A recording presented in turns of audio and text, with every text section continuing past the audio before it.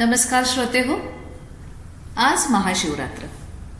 खरं तर शिवरात्र ही प्रत्येक महिन्यात येतेच, पण माघ वद्य त्रयोदशीला येणारी शिवरात्र विशेष महत्वाची.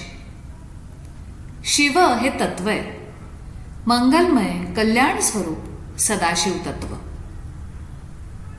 स्वतः प्रकाशित राहून जो विश्वालाही प्रकाशित करतो तो म्हणजे शिव. महाशिवरात्रीच्या दिवशी निशीथ काळी शिवपूजा केली जाते. या दिवशी 12 ज्योतिर्लिंगांच्या ठिकाणी मोठा उत्सव साजरा केला जातो. रुद्रपठण, स्तोत्रपठण, जप यासारखे अनेक उपक्रम राबवले जातात. भगवान शंकराचे अनेक उपासक आहेत. त्यातील एक महान उपासक म्हणजे लंकाधिपती दशानन. रावण हा स्वतः संस्कृतमध्ये प्रकांड पंडित होता. ज्यावेळी रावणाने कैलास पर्वत उचलण्याचा प्रयत्न केला तेव्हा शिवाने आपल्या अंगठ्याने पर्वत दाबला आणि रावण त्याखाली अडकला. अशा ह्या अडकलेल्या स्थितीत प्रचंड वेदना होत असतानाही रावणाची शिवस्तुती चालूच होती. त्याचवेळी रावणाने संस्कृतमधून एका स्तोत्राची रचना केली. ते स्तोत्र म्हणजे शिवतांडव स्तोत्र. मंडळी, महाशिवरात्र म्हणजे शिवाच्या तांडव नृत्याचा वर्धापन दिन. ऐकूया शिवतांडव स्तोत्र अर्थासहित. मी एक श्लोक म्हणणार आहे जो संस्कृतमध्ये आहे आणि त्याचा अर्थ मराठीतून सांगणार आहे. जटाटवी गलज्जल प्रवाह पावितस्थले गलेवलंब्य लंबितांबुजंग तुंगमालिका डमड्डमड्डमड्डमन्निनादवड्डमर्वयं चकार चण्डताण्डवं तनोतु नः शिवः शिवम्.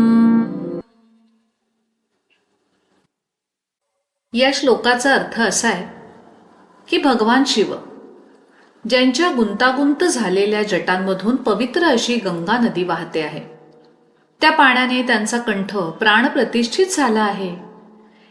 ज्यांच्या गळ्यातील सर्प हे फुलांच्या माळेसारखे सुशोभित दिसत आहेत, ज्यांच्या डमरूमधून डम डम डम असा ध्वनी निनादत आहे, असं हे भगवान शिव त्यांचे तांडव नृत्य करत आहेत. ते आपल्या सर्वांना आशीर्वाद देवोत, आपले मंगल करोत, आपले कल्याण करोत. जटाकटाह संभ्रमं भ्रमन्निलिम्प निर्झरी विलोलवीचि वल्लरी विराजमान मूर्धनी तगद्दगद्दगज्ज्वलल्ललाटपट्ट पावके किशोर चंद्रशेखरे रतिः प्रतिक्षणं मम.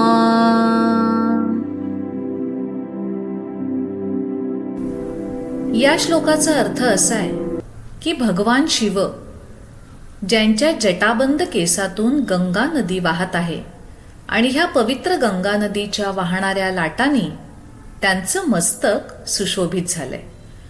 कपाळावर तेजस्वी अग्नी प्रज्वलित झालेला आहे आणि चंद्रकोर त्यांच्या मस्तकावरचं रत्न आहे. त्या शंकराबद्दल आम्हाला नेहमीच प्रेम वाटत आहे. धराधरेंद्र नंदिनी विलास बंधु बंधुरस्फुरत दिगंत संतती प्रमोदमान मानसे कृपा कटाक्ष धोरणी निरुद्ध धुर्धरापदी क्वचित दिगंबरे मनो विनोद मेतु वस्तुनी. या श्लोकाचा अर्थ असा आहे की पर्वतराज हिमालयाची कन्या पार्वती ज्यांची पत्नी आहे, ज्यांची सर्वव्यापी करुणामय दृष्टी सर्व संकट दूर करते, जे सर्वत्र व्यापून आहेत, ज्यांनी स्वर्गच वस्त्राप्रमाणे धारण केला आहे, त्या शिवामध्ये माझं मन आनंद शोधू दे. जटाभुजंग पिंगल स्फुरत फणा मणिप्रभा कदंब कुंकुमद्रव प्रलिप्त दिग्वधूमुखे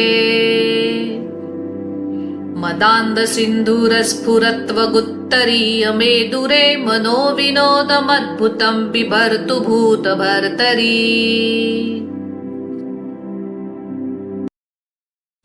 या श्लोकाचा अर्थ आहे की सरपटणाऱ्या नागाच्या तांबूस तपकिरी फण्यावरील रत्नाच्या तेजाने चमकणाऱ्या भगवान शिवाला मी नमस्कार करते.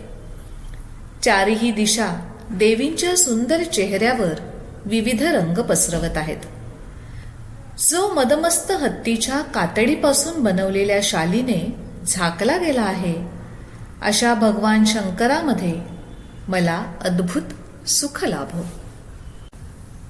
सहस्रलोचन प्रभृत्य शेषलेख शेखर प्रसून धूली धोरणी विधूसरांघ्रिपीठ भू भुजंग राजमालया निबद्ध जाट जूटक श्रियै चिराय जायतां चकोर बंधुशेखरः.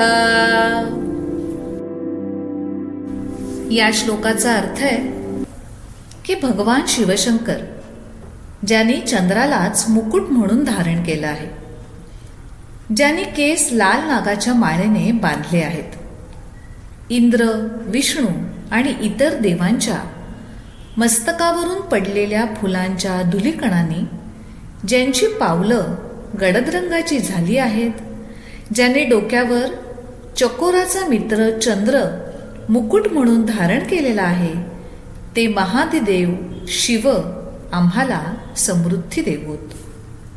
ललाट चत्वरज्वलद्धनंजय स्फुलिंग भानिपीत पंचसायकं नमन्निलिम्पनायकम् सुधामयूखलेखया विराजमान शेखरं महाकपालि संपदे शिरोजटालमस्तु नः. या श्लोकाचा अर्थ आहे, भगवान शिव ज्याने कामदेवाला आपल्या कपाळावर जळत असलेल्या अग्नीच्या ठिणगीने भस्म केलंय, ज्याला देवांचा नेता इंद्र वंदन करतो, तो म्हणजे भगवान शिव. ज्याचे कपाळ चंद्रकोरीच्या तेजस्वी आणि त्यातून स्त्रवणाऱ्या अमृत किरणांनी मोहक झाले आहे, त्याचा आशीर्वाद सदैव आमच्यावर वर्षाव करू देत. आम्हाला सिद्धींची प्राप्ती होऊ दे. कराल भाल पट्टिका दगद दगद दगज्वलद धनंजयाहुती कृत प्रचंड पंचसायके धराधरेंद्र नंदिनी कुचाग्र चित्रपत्रक प्रकल्पनैक शिल्पिनी त्रिलोचने रतिर्मम. या श्लोकाचा अर्थ आहे, ज्याचे कपाळ धगत धगत या ध्वनीने प्रज्वलित झाले आहे, त्या भगवान शिवाला नमस्कार असो. ज्याने प्रेमाच्या देवतेला अग्नीला अर्पण केले आणि जो पर्वतराजाची कन्या पार्वतीच्या स्तनांच्या टोकांवर सजावटीच्या रेषा काढण्यास सक्षम असा एकमेव कलाकार आहे, आपण त्याच्यामध्ये स्थित होऊया. नवीन मेघमंडली निरुद्ध दुर्धर स्फुरत् कुहूनि शीथिनी तमः प्रबंध बंध कंधरः निलिम्प निर्झरीधरस्तनोतु कृति सिंधुरः कलानिधान बंधुर श्रियं जगद्धुरंधरः. या श्लोकाचा अर्थ आहे, पौर्णिमेच्या रात्री ज्याचा गळा काळ्या ढगांनी आच्छादित रात्रीसारखा गडद असतो, अशा भगवान शिवाला नमस्कार असो. जो आपल्या मस्तकावर चंद्र आणि स्वर्गीय नदी धारण करतो, जो या विश्वाचा भार धारण करतो, तो आम्हाला समृद्धी देवो. प्रफुल्ल नील पंकज प्रपंच कालिम प्रभावलंबी कंठ कंदली रुचि प्रबद्ध कंधरम स्मरच्छिदं पुरच्छिदं भवच्छिदं मखच्छिदं गजच्छिदान्धकच्छिदं तमन्तकच्छिदं भजे. या श्लोकाचा अर्थ आहे, भगवान शिव ज्याच्या गळ्याला पूर्ण बहरलेल्या निळ्या कमळाच्या फुलांच्या तेजाने चमक येते, त्याला वंदन.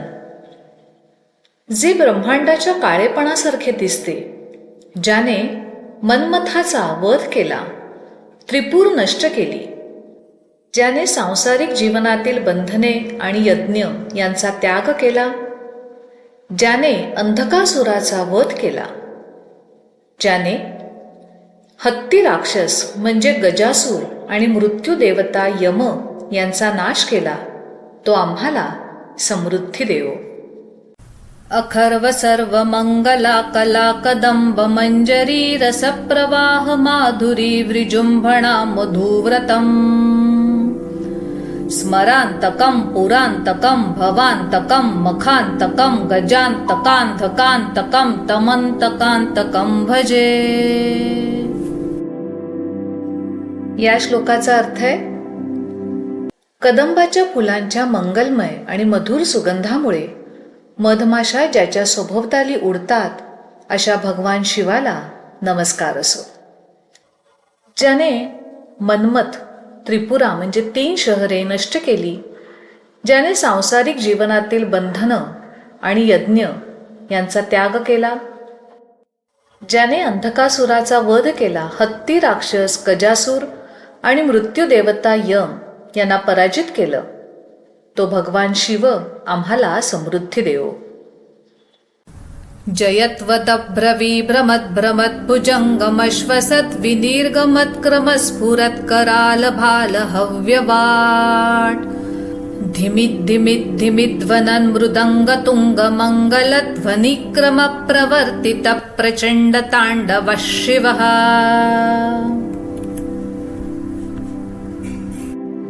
या श्लोकाचा अर्थ आहे, ज्याच्या कपाळावर अग्नी आहे, जो आकाशात विहार करणाऱ्या नागाच्या श्वासामुळे सतत वाढत आहे, अशा भगवान शिवाला नमस्कार असो. ज्याचे तांडव नृत्य धिमित धिमित या नादाशी सुसंगत आहे, अशा भगवान शिवाचा विजय असो. दृशद्विचित्रतल्पयोर्भुजङ्गमोत्तिकस्रजोर्गरिष्ठरत्नलोष्ठयो सुहृद्विपक्षपक्षयोः तृणारविन्दचक्षुषो प्रजामही महेन्द्रयो समप्रवृत्तिकः कदा सदाशिवं भजाम्यहम्. या श्लोकाचा अर्थ आहे, जगाच्या विविध रूपांकडे, साप आणि हार यांच्याकडे, सर्वात मौल्यवान रत्न तसेच धुळीच्या ढिगाऱ्याकडे, मित्र आणि शत्रूकडे, गवताच्या पात्याकडे किंवा कमळाच्या दिशेने, सामान्य लोक किंवा सम्राटांच्या दिशेने भगवान शिवाची एकच एक समान दृष्टी आहे. अशा भगवान सदाशिवाची पूजा करण्यात मी कधी सक्षम होईन? कदा निलिंप निर्झरी निकुंज कोटरे वसन विमुक्त दुर्मतिः सदा शिरस्थ मंजलीं वहन् विमुक्त लोल लोचनो ललाम भाल लग्नकः शिवेति मंत्रमुच्चरन् कदा सुखी भवाम्यहम्. या श्लोकाचा अर्थ आहे, मी कधी आनंदी होईन?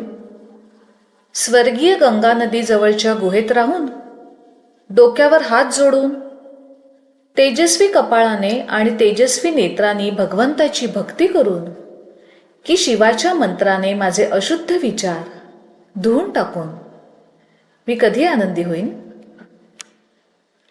इमं हि नित्यमेव मुक्तमुत्तमोत्तमं स्तवं पठन् स्मरन् ब्रुवन् नरो विशुद्धिमेति सन्ततम् हरे गुरो सुभक्तिमाशु याति नान्यथा गतिं विमोहनं हि देहिनां शुशंकरस्य चिंतनम्.